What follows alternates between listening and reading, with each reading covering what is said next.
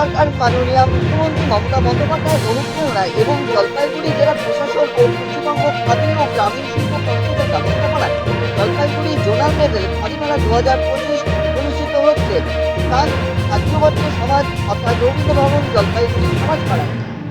আগামী 30শে মার্চ থেকে 16 এপ্রিল পর্যন্ত এই মেলা চলবে। সময় দুপুর 2টা থেকে রাত্রি 9টা পর্যন্ত।